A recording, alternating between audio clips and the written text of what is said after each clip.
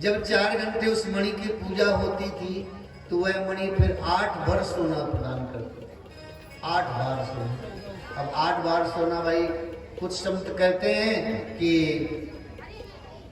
2 quintal होता है और कुछ संत कहते हैं कि 80 किलो होता है। अब ये तो भाई अपन को इतना जानकारी नहीं, लेकिन ये लिखा है भागवत जी में 8 बार सोना प्रदान करती है।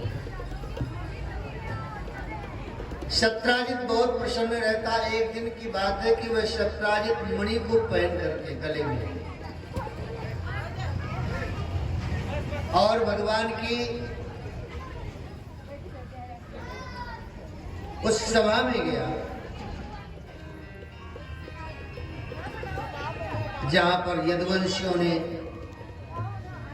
महाराज उग्रसेन के, और उस सभा में जब शत्राजित उस मणि को पहन करके गया तो मणि का इतना प्रकाश था जैसे मानो सूर्य ही पृथ्वी पर प्रकट हो गए। उस प्रकाश को देख करके सारे यदुवंशी बड़े आश्चर्यचकित हुए। ये कौन ऐसा महाविभूति है? शत्राजित को देख करके सब यदुवंशियों ने विचार किया कि ये मणि तो बड़ी सुंदर है। ज्यादा धन होवे तो भैया संसार की नजर बड़ी टेढ़ी हो जाती है। शत्राजित के उस मणि को देख करके श्याम सुंदर कृष्ण ने कहा, भैया शत्राजित ये मणि हमें दे दो, ये मणि बहुत सुंदर है, आपके गले में शोभा नहीं देती है, ये मणि हमें दे दो। महाराज उग्रसेन को पहनाएंगे और अपने खजाने में रखेंगे इसको। शत्राजित घबरा गया कि यदुवंशियों की संख्या ज्यादा है, ये बलात्पूर्वक छुड़ा लेंगे। वह सभा से ही चला गया, बोले हम यहाँ रहेंगे नहीं। लेकिन एक दिन की बात है कि शत्राजित का भाई प्रसेन, उस प्रसेन मणि को पहन करके वह प्रसेन शिकार खेलने चला गया और शिकार खेलते समय किसी सिंह ने उस पर आक्रमण कर दिया और उसका वध कर दिया। वह मणि सिंह के पास चली गई और दैव योग से वही जामवंत जी महाराज घूम रहे थे, वृक्षराज जामवंत जी। जामवंत जी ने उसे सिंह पर आक्रमण किया, वह मणि जामवंत जी के पास चली गई और जामवंत जी उस मणि को ले जाकर के अपनी गुफा के अंदर चले गए। वहां पर उनकी पुत्री जामवती रहती थी, उसको दे दिया और जामवती उस मणि के साथ नित्य प्रति खेलती थी।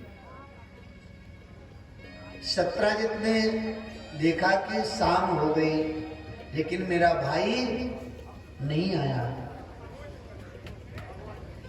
शत्राजित ने झूठा ही कृष्ण पर कलंक लगा दिया कि वह जो कृष्ण है ना द्वारका में रहता है, उसने मेरे भाई का वध करके और मणि उसने रख ली। ऐसा क्यों किया? क्योंकि कृष्ण ने हमसे मणि मांगी थी, हमने नहीं दी मणि। तो उस कृष्ण ने मेरे भाई का वध कर दिया और मणि कृष्ण के पास है, ऐसा झूठा कलंक लगा दिया गया। कृष्ण को जब यह सूचना मिली तो बहुत दुख हुआ और श्याम सुंदर कृष्ण ने कहा कि देखो भाई, मैंने मणि की चोरी नहीं की, मैंने केवल ये बात कही थी कि ये मणि द्वारकापुरी के खजाने में रखा जाए, महाराज उग्रसेन के सानिध्य में रखा जाए। आपने नहीं दी, हमें क्या लेना देना जब वस्तु आपकी है। उस शत्राजित ने समस्त राजाओं को यह सूचना दी कि कृष्ण तो महान चोर है, उसने मेरे भाई का वध किया और मणि अपने पास रख ली। श्याम सुंदर कृष्ण को अच्छा नहीं लगा और श्याम सुंदर कृष्ण ने समस्त यदुवंशियों को बुलाया और बुला करके कहा, भैया देखो हमने यह कार्य नहीं किया है, शत्राजित झूठा कलंक लगा रहा है। बहुत सारे अनुष्ठान किए गए, किस मिथ्या कलंक से मुक्त हुआ जाए। एक दिन श्याम सुंदर कृष्ण विचार करने लगे कि अब हमें कहीं अन्यत्र खोजना पड़ेगा, और अपने रथ पर बैठकर श्याम सुंदर कृष्ण उस मणि की खोज में निकल पड़े। उसी जंगल में गए जहां पर वह प्रसेन का मृत शरीर पड़ा था। देखा शरीर तो ये प्रसेन का है, लेकिन मणि नहीं है इसके पास। उस प्रसेन के शरीर के पास देखा कि कुछ सिंह के पंजे के निशान बने हैं। श्याम सुंदर कृष्ण उन पंजे के सिंह के पैर के निशान के सहारे आगे चले तो सिंह का भी शरीर मृत पड़ा था, वहां भी मणि नहीं थी, लेकिन वहां से ऋक्ष के पैर के निशान बने थे। अब उन ऋक्ष के पैर के निशान के सहारे देख चलते गए कृष्ण, तो विशाल पर्वत की गुफा में घुस गए। उस गुफा के अंदर महान प्रतापी जामवंत जी रहते, और जामवंत जी का ऐश्वर्य, वहां पर हजारों हजारों सेवक, उनके दास दासियां, जामवंत जी की पुत्री उस मणि के साथ खेलती थी। और जामवंत जी पता है क्या करते थे? नित्य प्रति केवल राम कथा सुनते थे, और राम कथा सुनकर के जामवती भी मन में निश्चय किया था जामवती ने कि मैं विवाह करूंगी तो श्री राम जी के साथ करूंगी, राम जी के साथ विवाह करूंगी। आज श्याम सुंदर कृष्ण अपने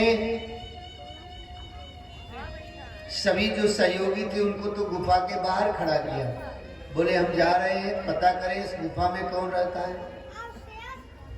जैसे गुफा के अंदर गए, वहां जाकर के देखा कि उस जामवंत के ऐश्वर्य को, जामवंत जी के उस वैभव को देखा श्याम सुंदर ने, और वहां पर एक कन्या को देखा। वह कन्या उस मणि के साथ खेल रही है, उछाल रही है। कृष्ण समझ गए कि ये मणि तो वही है जो सत्राजित धारण किए थे। श्याम सुंदर को देख करके वह जामवती जोर जोर से चीखने लगी, चिल्लाने लगी।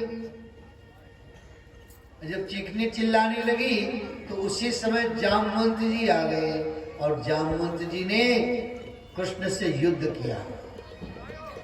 घमासान युद्ध हुआ जामवंत जी का और श्री श्याम सुंदर कृष्ण का। एक दो दिन नहीं हुआ, यह युद्ध 28 दिन तक चलता रहा, रात दिन युद्ध हुआ। 28 दिन तक युद्ध किया। जब जामवंत जी ने विचार करने लगे कि इतना बड़ा युद्ध करने वाला तो कोई वीर है नहीं मुझसे,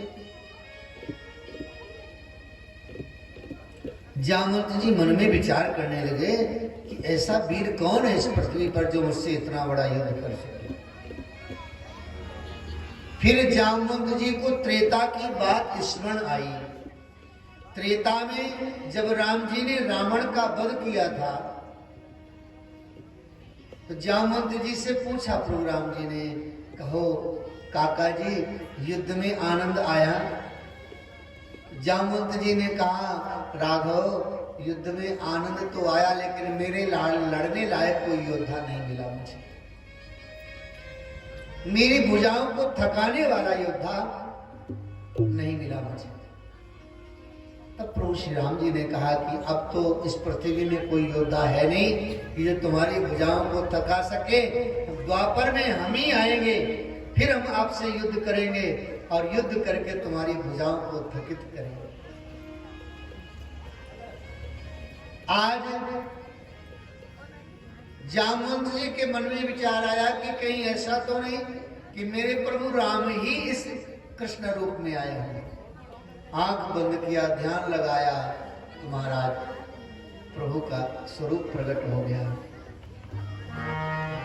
कित मुरली कित चंद्रिका कित गोपियन के साथ, अपनी जन के कारणे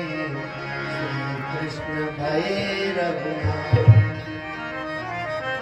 श्री श्याम सुंदर कृष्ण जामवंत जी के सामने धनुष बाण लेकर के खड़े दिखाई दिए और जामवंत जी भगवान के चरणों में गिर पड़े। वाह प्रभु, बड़ी कृपा है आपकी।